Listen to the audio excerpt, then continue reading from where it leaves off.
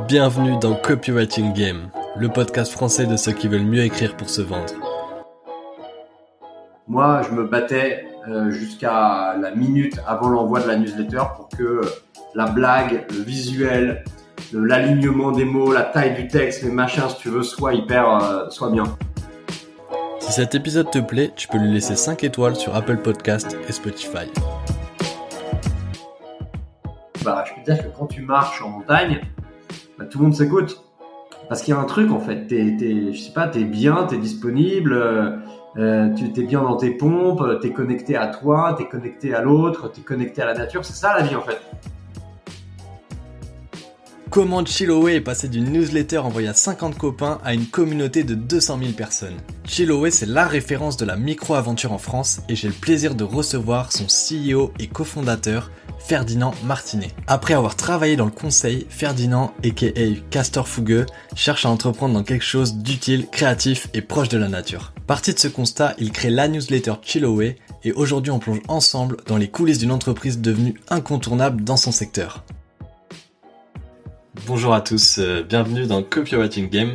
Aujourd'hui on se retrouve pour un épisode un peu spécial puisque je suis avec Ferdinand, le fondateur de Chill-Away. Salut Victor. Alors Ferdinand, je suis très content de t'avoir aujourd'hui. Donc tu vas nous présenter Chill-Away et je vais te poser plein de questions. Ce qu'on va faire, c'est qu'on va d'abord parler du début, de comment ça s'est construit Chill-Away. Je sais que c'est parti d'une newsletter et c'est surtout ce point qui m'intéresse. Donc j'ai pas mal de questions à propos de ça et de vos contenus en termes généraux. Et après, on va parler plus de l'aspect communauté et de comment fédérer et construire avec sa communauté. Et on terminera par une partie un peu plus détente où on posera un peu nos réflexions sur le voyage de demain. Ce que je te propose, c'est que déjà, tu nous présentes, tu nous dises un peu ce que c'est Chill-Away. Yes, attends, je vais me présenter aussi. Moi, je suis Ferdinand Martinet. On m'appelle Castor Fougueux. On a tous des noms de totem dans la communauté. J'ai 36 ans, j'ai 2 petites filles. J'habite à Annecy et je suis un fanat d'outdoor et de nature. Globalement, je passe pas mal de mon temps libre, tu vois, dans la nature à faire du snow-kite, du ski de rando, de la planche à voile, pas mal de randonnées, des bivouacs, etc. Et Chill-Away, ça a été créé, on a créé ça il y a 5 ans. Et aujourd'hui, c'est, on va dire, la référence de la micro-aventure en France. Et effectivement, on a plusieurs activités. Pourquoi ? Parce que, je pense qu'on va y venir tout au long de cette discussion, mais on est à la fois un média, parce qu'on écrit du contenu inspirant, apprenant, qui donne envie à notre communauté d'aller passer plus de temps dehors, plus de temps dans la nature. Et on est aussi une agence de voyage, un tour opérateur, c'est des termes un peu techniques qui font peur, mais en fait, on crée des expériences, des micro-aventures. On peut réserver sur le site chillaway.com et ça veut dire qu'il y a, tu vois, toutes les semaines, tous les mois, des centaines de membres de la communauté qui partent avec nous à l'aventure. Encore ce week-end, tu vois, il y avait une quinzaine de départs et alors tu as des gens dans les Alpes, en montagne, en rando, en vélo, en canoë, en bivouac. On va aussi sur des sujets par exemple comme le bien-être, la nature, l'observation des animaux, etc. Voilà. Et en termes de zone géographique, Chill-Away, c'est toute la France aujourd'hui ? Et alors ouais, Chiloé, c'est principalement et que la France. Alors pour une simple et bonne raison, c'est que nous on s'intéresse à tout ce qui est accessible et pas loin de chez soi. C'est vraiment le principe de la micro-aventure, tu vois. C'est une aventure, on va dire de courte durée, accessible, qui demande peu de moyens et d'organisation. Et donc les micro-aventures, elles sont par définition pas très loin des grandes villes de France. Voilà. Alors après, on a quelques aventures un peu plus lointaines sur le site qu'on a imaginé avec des guides, qu'on a créé avec des guides il y a quelques mois. Voilà, mais c'est les Dolomites en Italie qui sont hyper accessibles aussi et en transport en commun. On a les Bardenas en Espagne qui sont de l'autre côté des Pyrénées. Voilà. Avant que je te cuisine un peu sur Chill-Away et tout ce que vous faites, je veux bien qu'on revienne à la base parce que aujourd'hui Chill-Away, c'est, comme tu l'as dit, c'est un média, c'est une grosse communauté. Vous avez plus de 70 000 personnes qui sont sur la newsletter. Mais à la base, je sais que c'est parti d'une newsletter que tu envoyais toi. Est-ce que tu peux nous raconter un peu comment t'as eu l'idée de cette newsletter? Dans quel état d'esprit t'étais un peu quand t'as allumé un peu l'étincelle de Chill-Away, quoi? Ouais, bah, tu vois, il y a 5 ans, en gros, bon, moi, j'ai fait une école d'ingénieur, j'étais consultant pendant pas mal d'années dans la supply chain.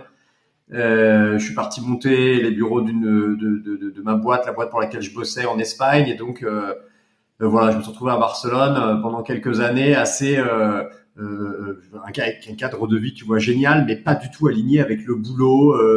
À l'époque, mes clients, mes interlocuteurs, et je rêvais d'entreprendre. Et bah à ce moment-là, j'avais comme beaucoup, souvent, on a des idées, puis on sait pas trop comment commencer, on sait pas comment s'y prendre, on n'a pas forcément les moyens, le réseau, le bon associé, les bonnes connaissances et tout. Et en fait, je me suis dit, mais peut-être qu'on peut démarrer de la manière la plus simple possible. Finalement, il y a un truc que je sais faire, c'est écrire. Pourquoi tu vois, j'écrirais pas finalement ce que je souhaite entreprendre. Et ça, en fait, a un peu démarré comme ça. C'est un peu cette idée de, tu sais, quand t'as un copain qui vient te voir et qui te raconte qu'il a un projet, mais il veut pas trop t'en parler, mais voilà, etc. Alors, moi, en fait, finalement, je me suis dit, mais je vais faire carrément l'inverse de ça. J'ai un projet, mais je sais pas du tout ce que c'est, même en termes de business model, en termes d'évolution et tout. Ce que je sais, c'est que j'ai l'envie d'entreprendre avec 3 axes qui sont hyper importants pour moi, que j'appelle mes piliers, tu vois, et c'est encore le cas aujourd'hui. Il y a une notion de business naturellement parce que j'avais envie, voilà, de créer une aventure entrepreneuriale, créer de la valeur. Il y avait le besoin de faire quelque chose qui soit proche de la nature et surtout hyper respectueux de l'environnement. Donc c'était direct, tu vois, hyper pris en compte au début, que ce soit du coup que j'avais travaillé, tu vois, sur la création de produits, d'une marque, de services, d'hébergement, etc. À chaque fois, la notion un peu d'écologie ou d'environnement était hyper forte. Et enfin, le troisième, c'était de la créativité. Je voulais absolument faire quelque chose où je puisse un peu lâcher les chevaux en termes de créativité. Parce qu'en fait, ma seule créativité avant se résumait à des tableaux Excel quand j'étais consultant. Et j'étais un peu frustré. Et donc, parti de ce constat, je me suis dit, ben, ok, je sais que je vais entreprendre. Tu vois, je vais monter une boîte qui a un rapport avec la nature, qui est hyper soucieuse et respectueuse de l'environnement et qui est assez innovante, créative, pardon. Et ben en fait, j'ai écrit une newsletter. Alors pourquoi j'ai écrit une newsletter? Ben certains, tu vois, démarrent avec, je sais pas moi, un blog, avec un podcast, avec un compte Instagram et tout. Finalement, moi j'ai démarré avec une newsletter parce qu'à l'époque j'aimais beaucoup l'aventure de My Little Paris et de Merci Alfred, qui était la version pour les mecs, qui était une newsletter envoyée une fois par semaine de souvenirs, dans lequel ils filaient un bon plan. Ils filaient un bon plan à leur communauté. Et voilà, alors il y avait un business model là, c'était un média, il y avait des OP sponsorisés, il y avait pas mal de trucs, mais c'était hyper créatif et c'était surtout hyper léché, hyper sélectionné, il y a toujours des bons plans. Et je me suis dit, mais en fait, je vais faire ça. Alors, tu vois, j'ai tapé écrire une newsletter sur Google. J'ai vu que Mailchimp était un outil pour écrire des newsletters. Je me suis abonné à Mailchimp. J'ai demandé à un copain graphiste de me filer un petit coup de main sur la mise en page de la newsletter. Et puis, j'ai écrit une newsletter en me disant, je vais écrire une newsletter dans laquelle je vais donner un édito chaque semaine. Donc, c'était un peu la température, ce que je ressentais. Voilà, donc ça pouvait être pendant les élections, ça pouvait être pendant, tu vois, certains événements et tout. Donc, je donnais un peu mon avis là-dessus. Puis ensuite, je donnais à chaque fois des bons plans. Ça pouvait être un bouquin qui m'a marqué, une aventure que j'ai adoré faire, un produit hyper utile ou une marque que j'aime bien, tu vois, que j'utilise au quotidien. Et ça a démarré comme ça et je l'ai envoyé. Tu vois, j'ai pris ma base Gmail, j'ai dû l'envoyer à 50, 100 copains à qui j'ai un peu forcé la main avec mes cousins, mes oncles et tantes et tout. Et puis en fait, la semaine d'après, il y a eu genre 250 personnes inscrites et puis 500, 1000, 1500. D'un coup, ça allait assez vite. Les gens m'ont dit putain, mais trop cool, c'est quoi ton truc? Personne ne comprenait rien du tout à ce que j'allais faire. Les gens se disaient mais c'est sympa à lire. Et puis bah voilà, ils trouvaient un bon bouquin, un petit produit, un machin, c'était cool. Et donc j'ai démarré l'aventure comme ça tout simplement. Et de fil en aiguille, il y a effectivement, comme tu dis, la newsletter elle existe toujours. Elle est envoyée tous les jeudis matins. Alors c'est plus moi qui l'écris, mais il y a un peu plus de 75 000 personnes maintenant. C'est assez incroyable, ça représente un peu plus de 1000 personnes chaque semaine qui s'inscrivent. Donc tu imagines, c'est 4000 personnes par mois, c'est plus de 100 personnes par jour qui va savoir comment. Je suis toujours très surpris, alors bien sûr on le sait un peu, mais il y a un peu plus de 100 personnes qui chaque jour viennent s'abonner à la newsletter Chiloé. Et ça, je trouve ça absolument formidable. Ouais, c'est ouf. Et ce qui est ouf, c'est qu'en fait, t'avais déjà t'avais cette envie d'entreprendre. Tu savais un peu comme t'as dit, les piliers de contenu. Mais si je comprends bien, tu savais pas vraiment ce que t'allais faire de ça, en fait. Tu dis, les gens, ils comprenaient pas trop, mais en même temps, est-ce que t'avais déjà cette vision de là, ce qu'est Chiloé aujourd'hui? où tu t'es dit, je vais suivre mon envie de parler de la nature, de parler de l'environnement, de parler de mon mood du moment. Je vais suivre ce côté-là. Je vais écrire sur ce que j'ai envie. J'ai déterminé mes piliers. Je vais en parler. Mais quelle était la vision un peu que t'avais? En tout cas, à ce moment-là, je suppose qu'elle a évolué. Et t'as parlé aussi de Merci Alfred et tu disais qu'il y avait un. Alors déjà, je vais te laisser répondre à cette question, mais est-ce que déjà t'avais une idée un peu en termes de business model ou juste tu t'es dit, ok, on va voir si ça prend et derrière t'as constaté un engouement et après t'as fait évoluer la proposition. Ouais, en fait, toutes ces questions, elles sont souvent très complexes quand tu te lances et ça me fait souvent marrer les gens qui se les posent parce que je dis pas qu'il faut pas se les poser, hein, je dis pas qu'il faut surtout pas monter une boîte et sans se poser la question du business model, bien au contraire, mais disons que moi à l'époque, je me suis dit un truc, je me suis dit je vais parler de ce que j'ai envie de faire. Si ça crée une adhésion, eh ben je le ferai. Et puis si je fais un four, bah je ferai autre chose.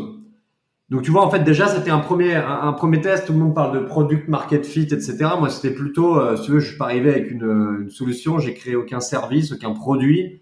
Je suis arrivé avec je dirais, une philosophie, un mode de vie, des idées, l'envie de créer un mouvement de gens qui partagent les mêmes valeurs, le même état d'esprit, qui se prennent pas au sérieux et qui ont envie d'aller passer plus de temps dans la nature. Euh, donc voilà. Donc déjà, en fait, tu valides un peu le principe. L'intérêt en fait l'intérêt des gens pour ce sujet, tu valides aussi moi j'ai validé surtout l'intérêt que j'avais d'écrire parce qu'en fait à l'époque j'en savais rien donc tu vois je me suis rendu compte que tous les jeudis j'étais quand un malade le jeudi matin je finissais la newsletter, je l'envoyais et là il me restait une semaine pour créer celle d'après. En fait je crois que c'est le meilleur truc que j'ai jamais fait et je conseille ça à tout le monde, c'est que en fait quand tu crées une boîte ou un projet t'as le temps, t'as toujours le temps au début puis après t'as jamais le temps et aujourd'hui j'ai le temps de rien, c'est un peu frustrant d'ailleurs. Mais au début, j'avais vachement de temps. Et quand tu as vachement de temps, bah, tu prends le temps. Donc, tu prends le temps de papillonner, de tester, de changer, d'améliorer, de machin et tout. Et en fait, bah, moi, toutes les semaines, il fallait que j'envoie une newsletter le jeudi matin. Alors, je bossais en plus en parallèle. Hein. J'avais à l'époque, j'étais passé un peu en mi-temps avec ma boîte, le temps de former un peu les équipes qui allaient me remplacer. Mais je mettais 2 jours et demi à écrire une newsletter. Vraiment à fond, tu vois. Je passais du temps sur le texte, sur les blagues, sur les visuels. Et en fait, ça, je crois que c'est le plus important, c'est de se filer un espèce de calendrier ou de se filer en fait un espèce de rendez-vous avec ta communauté. C'est un peu comme ceux qui font un Kickstarter ou un crowdfunding et qui finalement annoncent une date de livraison. Mais en fait, c'est génial parce que ça t'oblige à respecter tes engagements. Sinon, tu fais jamais rien et sinon, tu perds vachement de temps. Ça, c'était le premier truc. Deuxième truc, une fois que j'ai validé, tu vois, l'intérêt, que les gens aimaient bien, que je m'éclatais à faire ça, je rencontrais des gens de ouf parce que tu vois, d'une semaine à l'autre, au début, c'était 200, 500, 1000, 2000 personnes par semaine qui s'inscrivaient. Enfin, toi, c'est allé assez vite quand même. On a eu 10 000 abonnés en 6 mois. Et d'un coup, s'inscrivaient dans ces mails. Il y avait des entrepreneurs, il y avait le responsable marketing de Patagonia, il y avait des gens qui m'envoyaient des messages. Ils me disaient, putain, Ferdi, c'est trop cool, appelle-moi, faut qu'on fasse des trucs ensemble. Et donc, je me suis dit, putain, je vais bien réussir à trouver une manière de gagner ma vie ensuite. Mais en tout cas, ce qui est sûr, c'est que, et on en parlera, mais ce qu'on fait aujourd'hui chez Chiloé est pas du tout abouti en termes de ce que je veux faire, en termes de vision et là où on veut aller, mais il faut prendre le temps de faire chaque chose et puis voilà, et puis on apprend, et puis on fait des erreurs, et puis on recommence, et puis il y a eu la pandémie, bref. Mais le vrai truc, c'est que moi, ce qui m'éclate, si tu veux, c'est de fédérer de comprendre ma communauté, ses centres d'intérêt, ses enjeux, les questions qu'elle se pose, les freins qu'elle a pour passer du temps dans la nature. Est-ce que c'est un manque d'infos pratiques, de gens avec qui partir, d'idées? Est-ce que c'est un manque de matos? Est-ce que c'est un manque de temps? Est-ce que c'est quels sont les autres centres d'intérêt? Pourquoi en fait ils vont dans la nature? Est-ce que c'est pour eux, pour leurs enfants? Est-ce que c'est pour observer des animaux, pour faire du sport? Et donc ça, c'est mon job aujourd'hui, c'est notre job à toute l'équipe, c'est d'accompagner notre communauté et de lever les freins, en tout cas lui permettre de passer plus de temps dans la nature. Et nos métiers aujourd'hui, c'est de créer demain tous les produits et services qui permettent à notre communauté de passer plus de temps dans la nature, d'accéder à un mode de vie plus proche de la nature, plus simple et plus local. Alors, du coup, je vais te questionner un peu sur la communauté. Enfin, t'as dit pas mal de choses, donc je reviendrai peut-être sur ce que t'as dit un peu avant, mais déjà, quand tu dis comprendre ma communauté, moi c'est quelque chose qui me parle parce que du coup, moi, je suis copywriter freelance. Si on va dans les termes un peu plus marketing, il y a une partie recherche persona Et ça, au final, c'est un peu ça. Ce que vous faites, c'est comprendre votre client idéal. Sauf que toi, avant de vendre quelque chose à ce client-là, tu as déjà cherché à valider son intérêt, à comprendre un peu de quoi il avait besoin et comment tu pouvais l'aider. Qu'est-ce que vous faites aujourd'hui pour interagir avec cette communauté et j'allais dire étudier, mais c'est pas forcément le bon terme, mais en tout cas comprendre ses peurs, comprendre ses freins à aller faire de la micro-aventure et rentrer un peu dans la tête de votre communauté. Bah, pour être transparent, je trouve qu'aujourd'hui, on fait pas assez. On fait pas assez et on va faire beaucoup de choses dans les prochains mois. Et on est en train de construire des trucs complètement dingues pour pousser, si tu veux, la co-création avec notre communauté de manière assez incroyable et ambitieuse. Pourquoi je démarre comme ça? Parce que quand on a démarré l'aventure de Chiloé, c'était facile. On était, au début, j'étais seul, Thibaut m'a rejoint, on était 2, puis 3, 4. C'est une toute petite équipe et effectivement, tous les mois, on faisait des apéros avec nos lecteurs, on a organisé des mini-événements, donc ça permettait de rencontrer notre communauté, savoir voilà qui ils étaient, quel était leur centre d'intérêt. Encore une fois, je te dis, leur panier moyen, ce qu'ils attendaient de Chiloé, ce qu'ils aimaient chez nous, ce qu'ils aimaient pas, quels étaient les bouquins qu'ils lisaient, les films qu'ils allaient voir. Donc on a fait ça pendant, je dirais, 2 ans et demi. On a passé un temps pas croyable mais tu vois, c'était vraiment à l'ancienne. C'était vraiment, on disait, et pour ceux qui ont envie de passer un moment avec nous, on ira boire un café ou une bière tel jour à tel endroit. Et on hallucinait. Et tu vois, on se retrouvait, on arrivait dans un bar, on se disait, il va y avoir 3 pélos qui vont venir. En fait, d'un coup, tu avais 50, 60 personnes. Et en fait, les gars, ils nous ont vachement challengés. Tu vois, ils nous disaient, ça c'est bien, ça c'est pourri. Il y avait des gens, on n'imaginait même pas. On se disait, mais on leur demandait, mais comment vous avez connu Chiloé? Bah, c'est des bouche à oreille. Bah, moi, c'est comme ça et tout. Donc, ça nous a permis de comprendre quel était, si tu veux, le cœur de notre communauté. Et ça, on l'a fait pendant 2 ans et demi. Après, on est allé super loin, si tu veux. On est allé dans chaque grande ville de France. On a créé des communautés locales. Donc, à l'époque, il y avait à Paris la SPEM, la Société parisienne d'élevage de micro-aventuriers. Très vite, il y a eu 500, 1000, 1500 personnes. On leur donnait rendez-vous, puis on s'est dit, mais attends, à Paris, c'est trop bien. Au début, on faisait des masterclass, on faisait des talks, des rendez-vous, on allait courir ensemble, on organisait des trucs de malade avec des marques outdoor, on allait descendre la Seine en stand-up paddle à 50 personnes, on allait traverser le Vercors tu vois, en raquette et poulka, on allait faire du ski de rando à Cham avec tout un groupe. Et à chaque fois, en plus, on avait des partenaires, des marques outdoor, donc en plus, ça mettait un peu de beurre dans les épinards. Moi, j'avais du super matos, je passais tout mon temps dans la nature, c'était la plus belle vie que j'ai pu rêver pendant ces années-là. Et puis après, on s'est dit, en fait, on va faire ça dans les grandes villes de France. Donc, on est allé à Bordeaux, on est allé à Marseille, on est allé à Nantes, on est allé à Lyon. Pareil, à chaque fois, 50, 60, 70 personnes venaient. Et puis, on essayait de comprendre. Salut, alors vous, à Lyon, c'est quoi les freins, les trucs et tout? Qu'est-ce que tu fais? C'est quoi les trucs sympas? Marseille, c'est quoi les petits plans et tout? Moi, j'ai un petit spot ici, puis je fais de l'escalade à tel endroit, puis je te recommande le petit resto, et puis je viens de lire un bouquin et tout. C'est ça, en fait, la co-création des premières années. Et ça, tu vois, si tu veux, ça nous a aidé à bien comprendre qui était notre communauté. On a pris le temps d'avancer. C'est notamment pour ça que au début on avait une newsletter, puis après on se dit la newsletter c'est hyper je dirais consommable au sens ça dure très peu, donc on s'est dit on va sortir un bouquin. Alors qu'on avait une communauté plutôt à Paris, on a sorti le guide de la micro-aventure à Paris en auto-édition. Ça a été une aventure incroyable. On en a vendu, tu vois, 20 000 je crois en auto-édition. Il est encore distribué dans des super boutiques improbables qu'on adore à Paris. Et tout le monde nous avait dit d'ailleurs au passage à l'époque, les gars, un guide de l'aventure à Paris, vous allez faire un flop. Il n'y a rien à faire à Paris, pas d'aventure, il n'y a rien à faire. Bref, c'était assez chouette. Et puis on a fait un festival. On a fait le festival Chiloé à la Fondation Good Planet juste après le premier confinement, entre les 2 confinements, à la Fondation Yann Arthus Bertrand. Alors, je suis un peu marseillais parce que je sais plus s'il y avait 3000 personnes. J'ai l'impression que ce chiffre augmente. Plus les années passent et plus j'augmente le chiffre, pardon. Autant les autres que j'ai donnés sont vrais, mais autant celui-là, tellement en fait, j'en reviens pas. En fait, on n'a jamais vu autant de monde. On s'attendait, si tu veux, à ce qu'il y ait un tiers des gens qui viennent. Même Yann Arthus Bertrand, il avait jamais vu autant de monde à la Fondation, et on a fait un espèce de week-end de fêtes, de conférences, de rencontres, d'ateliers et tout. Et à chaque fois, on se disait, mais voilà, la plus belle chose qu'on ait créée, c'est la communauté. Et alors, bien sûr, on a des partenaires sur le média, tu vois, on travaille avec des destinations en France, des offices de tourisme, on travaille avec des marques outdoor. Nous, ce qui nous éclate, si tu veux, c'est comment on peut réussir à créer des contenus. Si on peut le faire avec des partenaires, c'est génial. Parce qu'on le fait dans ce sens-là. On dit, on a prévu d'écrire un contenu. Alors parfois, on se dit, pourquoi on n'irait pas avoir un partenaire qui est pertinent, qui a l'expertise là-dessus. Ça peut être une marque outdoor, ça peut être une marque de bouffe. ça peut être une marque de pinard, pourquoi pas, tu vois. Enfin, et quand on a fait un truc sur les champignons, on allait voir une marque de pinard. Quand on a fait des événements dans la nature, on allait voir les deux vaches. Tu veux dire les deux vaches, qui est une marque qui fait des yaourts. Bah ouais, mais c'est une super marque dont on adore les valeurs, dont l'humour est top, qui est hyper clean. Et en fait, à chaque fois, ça te fait des rencontres, ça te donne une ambition nouvelle, des moyens nouveaux. Et donc, on a grandi comme ça. Moi, je suis abonné à la newsletter. Des fois, dans la newsletter, vous dites, voilà, si t'as une micro-aventure à nous communiquer, si tu veux en parler, réponds à cet email, etc. Est-ce que du coup, il y a des personnes qui font partie de la communauté Chiloé qui ont fait des micro-aventures par eux-mêmes? Et est-ce que derrière, vous les mettez en valeur sur le site de Chiloé? Ou comment ça se passe de ce point de vue-là? Parce que je suppose que vous devez recevoir pas mal de retours de gens qui ont fait des Ouais, petites ouais. micro-aventures. Du Alors, coup, pareil, on en reçoit beaucoup. On en a reçu beaucoup. Étonnamment, on en reçoit un peu moins.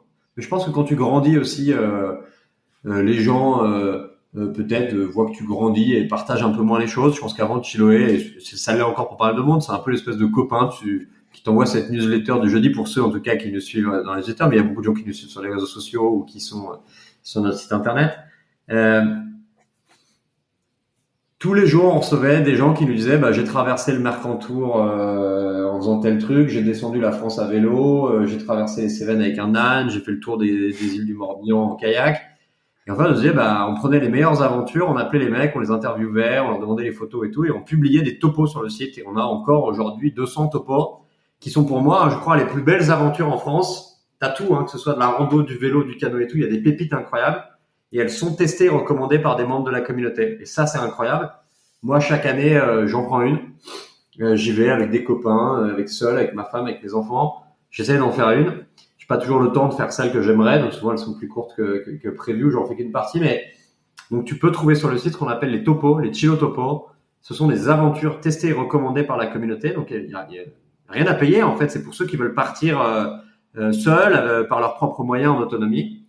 Et ça, on continue bien sûr à le faire. Alors un peu moins, mais chaque mois on publie de nouveaux topos par des membres de la communauté qui nous les recommandent et dont on estime qu'ils sont vraiment incroyables. Et puis plus globalement, quand on a lancé la partie agence de voyage il y a un an pile poil, ce qui est hyper récent, hein, c'était en avril 2021, donc ça fait un peu plus d'un an et 2 mois. Alors on se parle. À l'époque, on avait demandé à notre communauté, on a dit, bah vous savez quoi, ça fait 3 ans et vraiment ça c'est véridique. Tous les jours, on recevait des messages de la communauté qui nous disaient quand est-ce qu'on peut réserver une aventure sur votre site. C'est-à-dire que paradoxalement, le topo c'est super quand tu te démerdes et que tu es un peu autonome.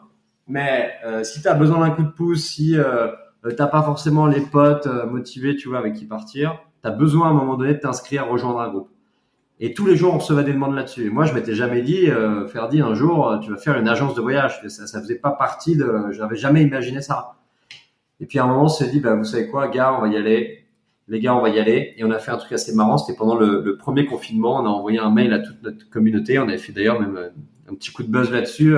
Ça s'appelait Ivre. En plein confinement, il décide de lancer une agence de voyage. Et à l'époque, donc, tu te rappelles, hein, confinement, tout le monde fermé, tout le monde chez soi, etc. Et toi, t'arrives et tu dis, je vais faire une agence de voyage. Les mecs se disent, ils sont complètement cons chez Chiloé. Encore une fois.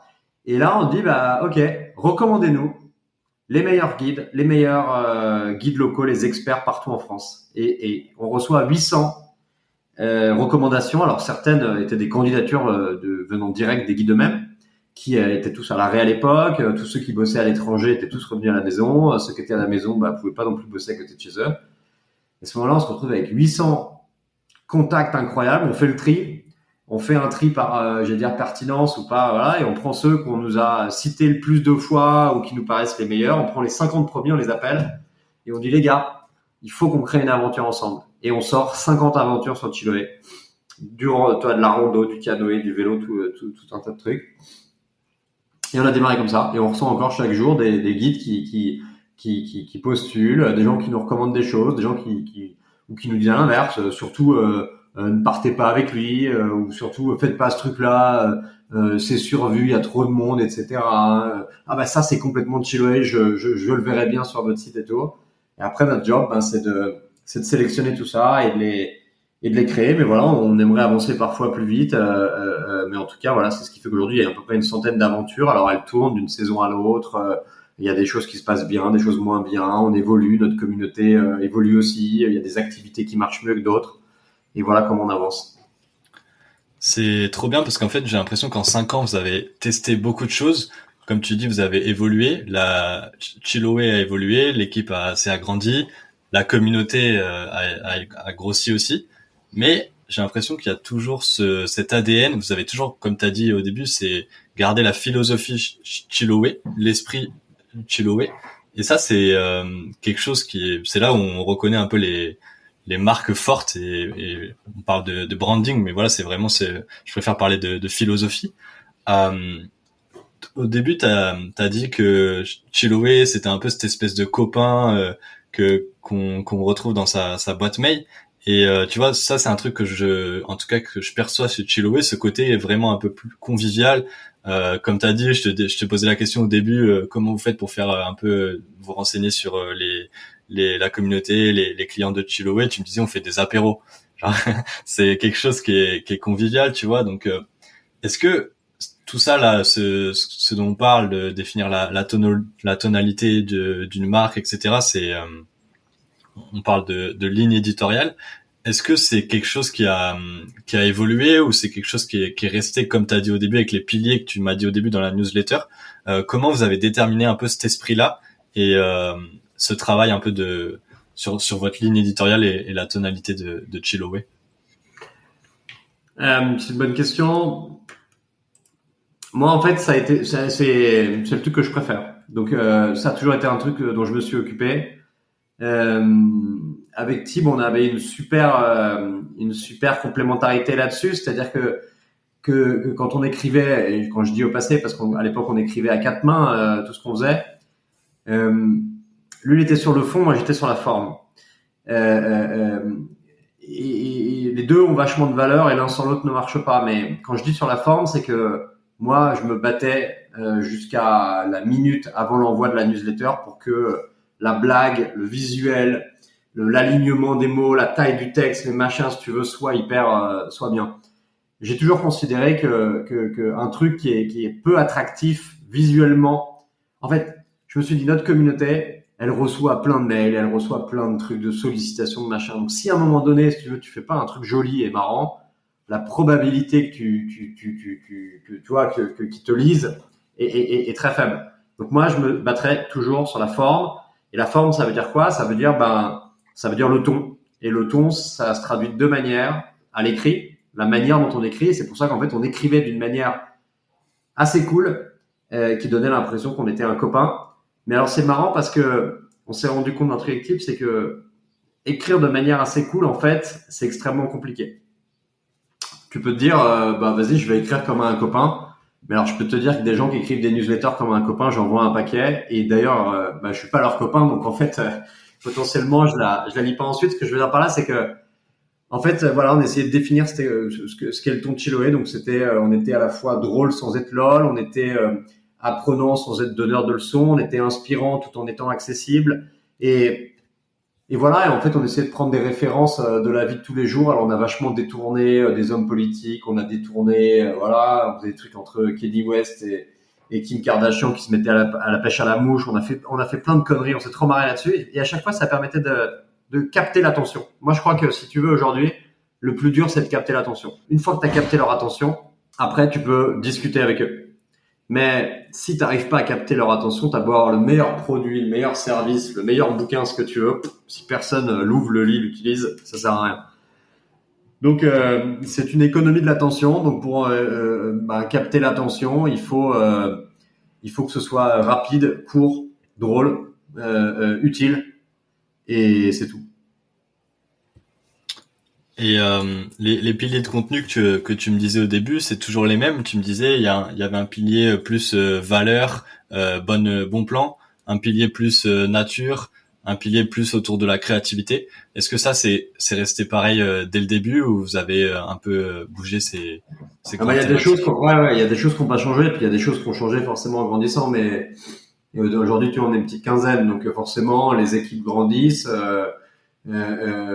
Le monde change, les concurrents changent, enfin il se passe plein de choses qui fait que tu t'adaptes sans cesse. Mais il y a des choses qui n'ont jamais changé. Je veux dire, et toute l'équipe ici partage le même état d'esprit et on a une équipe complètement dingue.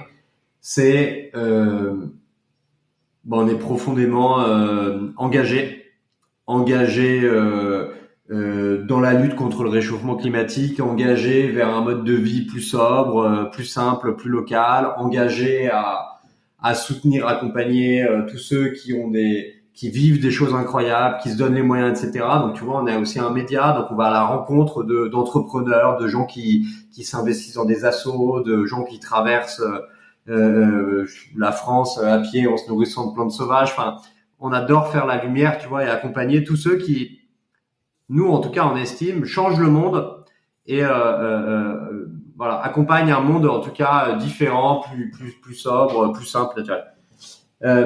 Et ça, on se battra toujours là-dessus et on est très heureux, si tu veux, d'être à la fois un média et puis surtout une agence de voyage. Moi, le truc dont je suis le plus fier, parce que c'est pas facile d'envoyer du monde tous les week-ends dans la nature. Je veux dire, c'est un vrai boulot, quoi. Puis surtout quand voilà, c'est des aventures par principe à outdoor dans la nature, dépendantes de la météo, du Covid, de la bonne santé des gens, des blessures, de tout ce que tu veux. Donc tu peux tout imaginer. Mais le truc dont je suis le plus fier, c'est qu'on crée du lien. C'est que chaque week-end, il y a des gens qui repartent avec une banane et un smile de fou le dimanche soir. Quand je dis chaque week-end, parce que c'est principalement des aventures de 2-3 jours, et dont on sait qu'en fait ils ont vécu un truc hors du commun, ils ont déconnecté, ils ont rencontré des gens hyper sympas qui deviendront des potes demain. Et bref, donc tout ça c'est, tu vois, et ça changera jamais. Et après, bah ouais, dans nos piliers, dans nos valeurs, aujourd'hui nos valeurs c'est alors elles sont simples, hein, mais il y en a une, c'est d'inspirer. Notre job c'est d'inspirer, de mettre en mouvement, de donner envie, de passer à l'action. Et ça, c'est le média. Et donc, tout ce qu'on écrit, tout ce qu'on partage, etc., doit avoir comme objectif, comme but de mettre en mouvement, d'inspirer, de donner envie. Il y a une vraie notion de partage. On en parlait, on est une communauté. Tout le monde dans la communauté partage des bons plans. Notre job aujourd'hui, il est de les sélectionner, de les mettre en avant, de les retravailler, etc. Mais c'est une aventure communautaire totalement. Et puis, il y a aussi une de nos valeurs qui est de protéger. Protéger pourquoi ? C'est de faire en sorte que chaque aventure qu'on imagine, tu vois, il y en a aucune qui est motorisée. On passe un temps de malade avec les guides à imaginer la bouffe, les repas, les endroits où on va dormir, le matériel qui va être utilisé pour faire de ces aventures, les aventures, si tu veux, les plus clean possibles pour que les gens, une fois rentrés, aient laissé finalement la planète, le terrain de jeu dans un meilleur état qu'ils l'aient trouvé quasi. Et donc ça, c'est notre façon de protéger. Puis on est investi au 1%, mais je pourrais en parler pendant des heures. Et donc notamment, on distribue une partie de notre chiffre d'affaires à des assos et on va communiquer un peu plus dans les prochaines semaines avec une asso avec qui on bosse. On est très fiers, mais j'en dis pas plus. Voilà, bref. Ok. Et d'ailleurs, ça me faisait penser quand tu disais que vous étiez aussi un média et que vous voulez inspirer. J'ai vu que tu étais passé à Change Now. On s'est manqué, j'étais aussi à l'événement, mais je suis resté Yes. pas sur les 3 jours. On aurait pu se croiser là-bas, mais j'ai appris ça après. Très bon événement. En tout cas, j'ai kiffé. Je voulais te demander plus sur le côté média. Est-ce que vous avez aussi un peu ce rôle de sensibiliser, tu vois, au réchauffement climatique, à la protection de l'environnement? Est-ce que vous avez vous intégrez ce côté-là, ou vous le faites indirectement dans tout ce que tu as dit avant, les micro-aventures vont être respectueuses de l'environnement, vous allez pas faire des trajets trop longs, mais est-ce qu'il y a ce travail vraiment de sensibilisation qui est intégré là je t'invite à aller voir et j'invite tous les auditeurs à aller voir sur le site. C'est-à-dire que je dirais que 100% des contenus qu'on écrit vont dans le bon sens. C'est-à-dire que moi, je crois que dans la crise qu'on traverse, je parle même pas de la pandémie ou du Covid, je parle plutôt du dérèglement climatique.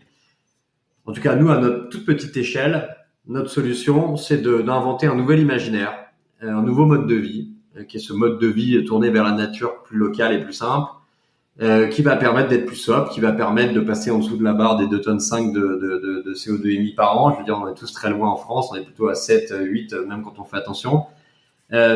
Moi, je crois que c'est par un changement de nos modes de consommation et de vie qu'on va changer.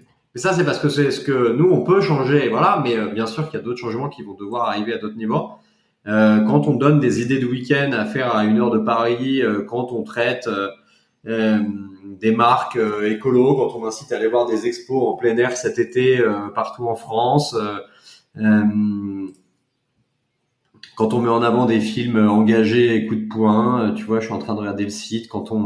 Là, on a mis en avant un truc que j'adore, qui est une plateforme qui s'appelle Lita.co, qui est la première plateforme pour investir durable. Tu vas me dire, mais pourquoi en fait sur Chiloé ils parlent de Lita.co? Bah, en fait, Lita.co, tout le monde connaît pas, mais c'est un super moyen, si tu veux, d'utiliser à bon escient tes économies. Et puis il y a plein de super projets engagés et tournés vers la nature sur la plateforme. Donc tu vois, finalement, en fait, on traite de micro-aventures, on organise des micro-aventures, on fait plein de choses autour de l'aventure et tout, mais on fait aussi pas mal de choses autour de ça. Et on va plus loin parce qu'en fait, notre communauté se pose pas la question, si tu veux, je pense toi non plus, tu te poses pas la question tous les matins de savoir où est-ce que tu vas aller dormir dans la nature ce week-end ou quelle sortie de ski de rando tu vas faire. Je me la pose un peu plus quand j'habite à Annecy, mais tu vois, on réfléchit à comment limiter l'impact de nos équipements numériques, comment acheter et revendre du matériel outdoor de seconde main, enfin, toutes ces questions finalement. Et voilà. Et ça, si tu veux, il y a aucune aujourd'hui agence de voyage qui traite ces sujets-là. Tu sais, c'est assez marrant. Quand tu montes une boîte, tout le monde te dit, alors quand tu as un super produit, un super service, tout le monde te dit ensuite, bah vas-y, il faut faire du contenu parce qu'il faut faire du SEO et puis il faut faire du trafic et puis c'est hyper à la mode d'être une marque média, etc. et tout. Alors tu peux pas savoir le nombre de gens qui viennent nous voir en disant, alors vous, Chiloé, vous êtes un média et puis en plus vous vendez des trucs. Alors racontez-moi comment on fait. Mais en fait, nous on écrit ce qu'on a envie d'écrire et ce qu'on pense que nos lecteurs ont envie d'écrire. Et point barre en fait. Et pourquoi je te dis ça? Parce que si ça n'a aucun rapport avec les séjours qu'on vend, bah c'est pas grave. Tu vois, et en fait, tout ce qu'on fait ne doit pas servir absolument le business.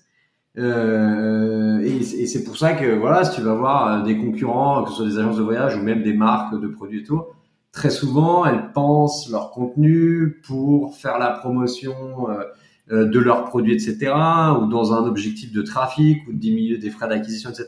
Je veux dire, je suis pas BA non plus. On fait du business à côté, hein, mais nous on est un média, on restera toujours un média et notre job c'est de changer le monde et d'imaginer de créer ce nouvel imaginaire.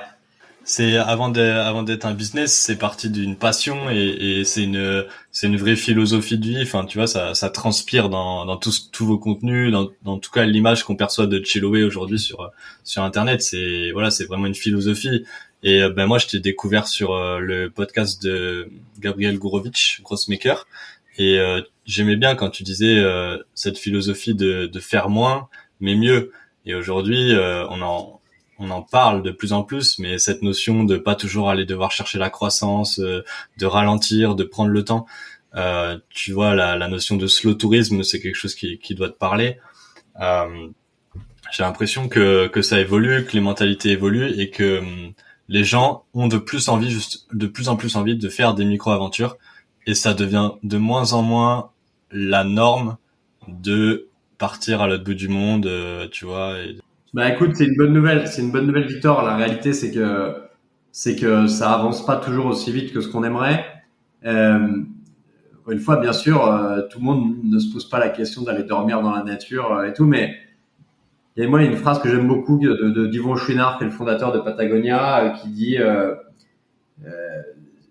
c'est hyper complexe de simplifier la vie et c'est hyper simple de se complexifier la vie. Tu vois, bon, il le dit en anglais, il le dit mieux que moi, mais pourquoi je te dis ça? Parce qu'en fait, on vit de manière folle aujourd'hui, et on le voit tous dans nos vies. Enfin, on a cette capacité à rendre les choses complexes, à s'abonner à des trucs, à devenir dépendant de choses, à être en stress, en speed, à être dépendant d'un chargeur, de machin. Enfin, il y a une espèce de complexité qui s'accumule, d'engagement financier qu'on prend, de sédentarité, etc. Et en fait, aujourd'hui, presque quand tu vas marcher 20 km dans la nature, tu te dis, mais c'est pas normal de faire ça. Mais en fait, l'homme a toujours marché dans la nature. Et puis c'est comme, c'est un truc qui me rend fou, c'est ceux qui parlent de stage de survie. Je vais te dire, stage de survie, c'est l'appellation la plus conne du monde. Pardon pour l'expression, mais ça laisserait penser que si tu veux aller dormir dans la nature, c'est pas fait pour l'homme. C'est-à-dire que l'homme, il va survivre dans la forêt.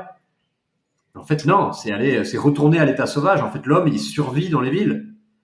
Tu vois, je prends des contre-pieds si tu veux, mais c'est sûr que c'est toujours sympa avec un groupe de copains d'aller passer 48 heures en forêt avec le moins de trucs possible. Et oui, ça s'apparente un peu à de la survie, mais ça s'apparente surtout à une espèce de retour à l'état sauvage. C'est énorme. T'es simple, t'as pas de téléphone, tu bouffes ce que tu trouves, puis t'as le temps, tu discutes. Et voilà, regarde le nombre de fois où t'es avec des copains et puis tu rentres dans le week-end, tu te dis putain mais j'ai pas eu le temps de parler avec lui, puis on n'a pas fait ça, puis on est passé à côté, puis on se voit pas, et puis on n'a pas le temps de parler, ou on s'écoute pas et tout. Bah je peux te dire que quand tu marches en montagne, bah, tout le monde s'écoute parce qu'il y a un truc en fait. Je sais pas, t'es bien, t'es disponible, tu t'es bien dans tes pompes, t'es connecté à toi, t'es connecté à l'autre, t'es connecté à la nature. C'est ça la vie en fait. Et j'espère qu'on va tous aller ça. Mais tu vois, même moi, qui est fondé de Chiloé, qui te raconte tout ça aujourd'hui, tous les jours, je me rends la vie complexe. Et donc j'essaie de me battre et je reviens, je me dis putain mais Ferdi, non là-dessus, non, ce week-end plutôt d'aller faire un Airbnb avec des copains, je sais pas où, au bord de la mer. Pourquoi tu irais pas plutôt avec ton vélo, avec quelques copains, dormir sans savoir où vous allez dormir, etc. En fait, et je crois en fait, c'est ça qui est génial, c'est que la nature, c'est universel. En fait, ça fait du bien à tout le monde. Je connais pas une personne, si tu veux, qui m'ait dit que la nature, ça faisait pas du bien. T'as des gens qui peuvent avoir peur, t'as des gens qui peuvent avoir des difficultés à marcher, des handicaps, etc. Et donc, tu vois, c'est pas ce que je suis en train de dire, bien sûr, mais je crois que quand on a eu l'opportunité d'aller dans la nature, on sait qu'on y est bien. Et je crois que les Français se sont rendus compte de ça pendant le confinement. Qu'en fait, quand on est privé de nature, quand on est privé de dehors, on tourne par rond. Et allez, je finis là-dessus, mais si tu veux, je pense qu'aujourd'hui, il y a aussi beaucoup de monde qui tourne pas rond. C'est que je pense qu'on a vécu franchement un traumatisme pendant ces deux confinements et cette année de pandémie. Et on a tous des séquelles, en fait. On continue tous à avancer dans nos vies, etc. Mais le monde est en train de complètement changer. Je vais dire, les modes de travail, nos engagements, la fidélité. Enfin, tout est en fait en train d'être rebalancé, d'être rediscuté parce que finalement, à quoi bon? Est-ce que c'est une troisième guerre mondiale qu'on va avoir? Est-ce que c'est une nouvelle pandémie? Est-ce qu'il va faire 45 degrés là où j'habite maintenant, 3 mois dans l'année?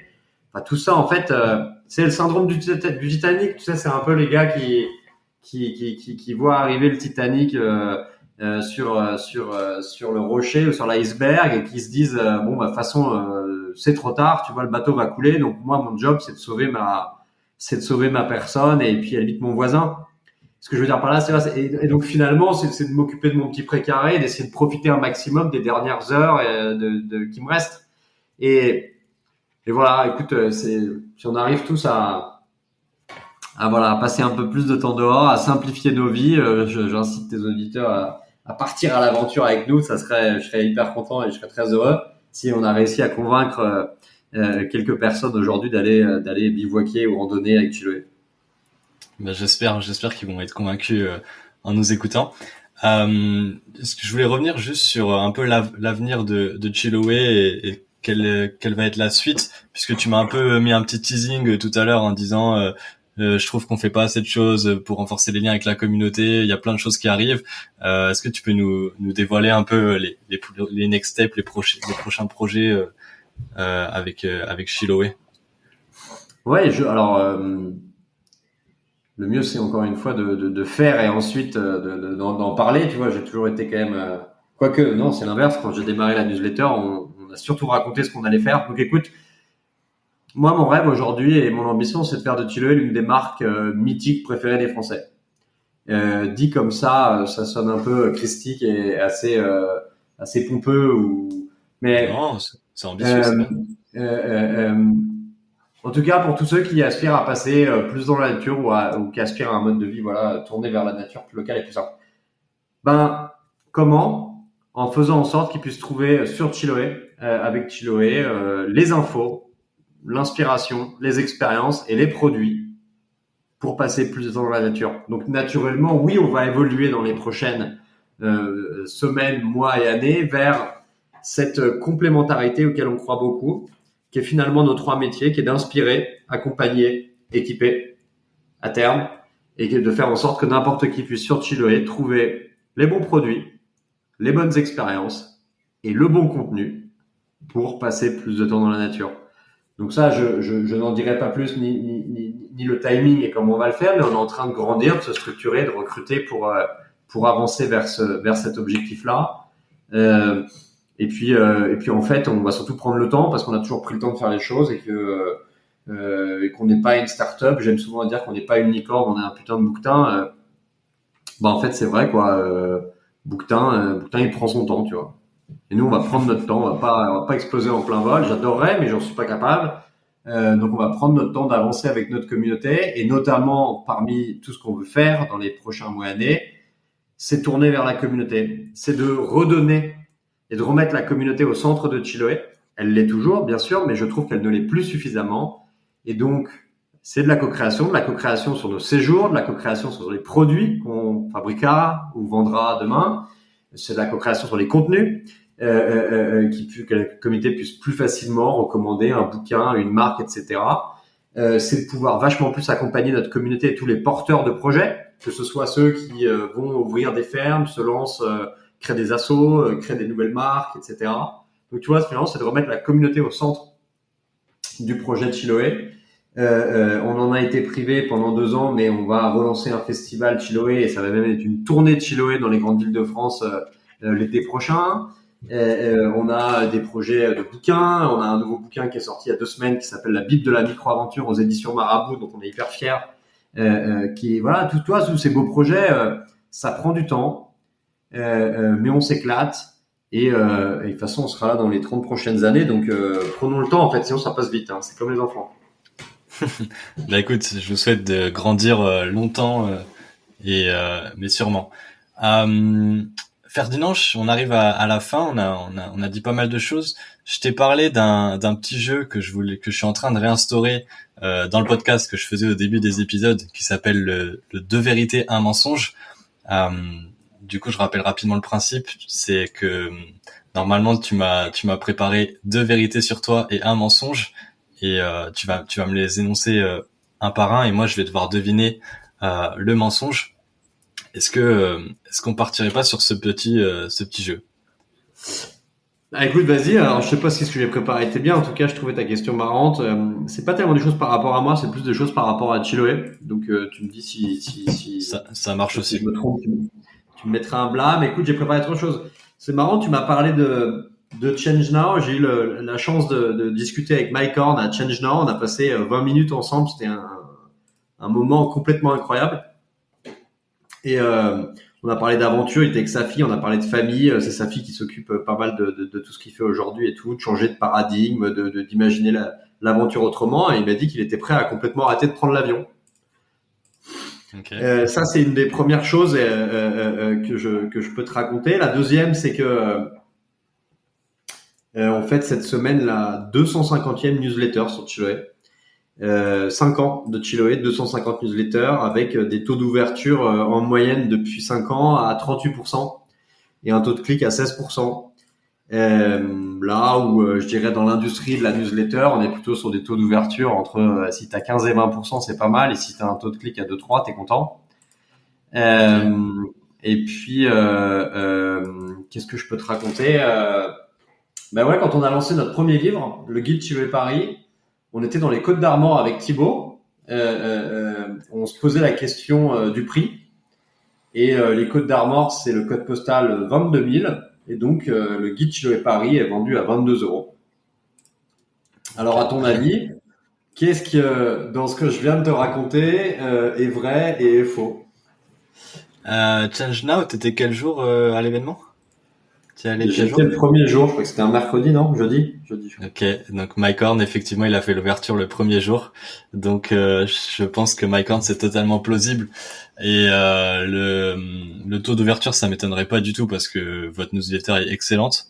Donc, je vais dire que les Côtes d'Armor, c'est totalement faux, c'est un mensonge cette histoire.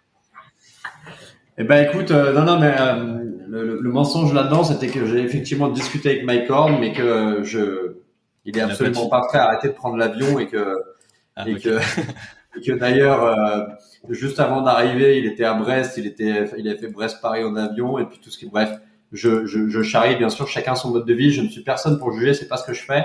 Mais je me disais quand même, tu vois, avec un mec comme Mike Horn et d'autres, etc., t'imagines l'influence qu'ils ont. Le problème, c'est que quand ils se prennent en photo un peu partout dans le monde et parfois en montant dans leur avion, comment veux-tu qu'on change en fait nos imaginaires? Et voilà, et donc c'était la discussion qu'on avait ensemble, et je pense qu'il ne se posait même pas la question. Et parce qu'il est de binationalité, il habite dans plusieurs endroits dans le monde et tout. Mais, et je finirai là-dessus, et encore une fois, je ne suis absolument pas donneur de leçons, et tu vois, il m'arrive de prendre l'avion encore, et j'arrive pas à complètement arrêter. Je me fixe un avion par an, et voilà. Mais ce qu'il faut qu'on arrive, c'est à changer les imaginaires. Il faut qu'on arrive à rendre cool le local. Il faut qu'on arrive à rendre cool la montagne l'été plutôt que la mer. L'hiver, justement, plutôt que d'aller dans les stations de ski bondées, d'aller plutôt en raquette dans les Vosges ou dans le Jura. Enfin, tu vois, c'est d'essayer de prendre tous ces contre-pieds. Et en fait, je crois que c'est le rôle des influenceurs et des gens avec une audience, etc., que d'essayer d'imaginer, de créer un nouvel imaginaire pour que notre génération et celle qui arrive ensuite puissent s'épanouir sans aller bousiller du kérosène pour aller à l'autre bout du monde 3 jours ou aller à Dubaï faire la fête ou que sais-je, tu vois. Ouais.